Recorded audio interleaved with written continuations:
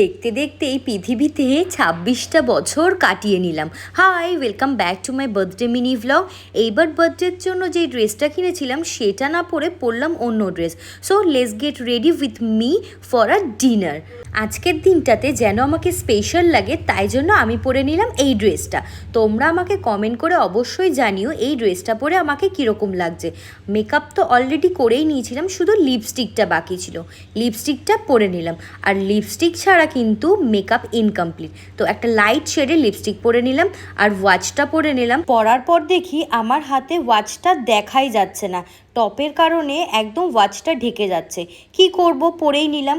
লাস্টে setting spray দিয়ে আমার মেকআপটা ডান করলাম।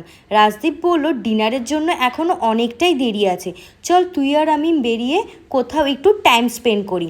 তো আজকে আমার ফাইনাল লুকটা হচ্ছে এরকম ঠিক।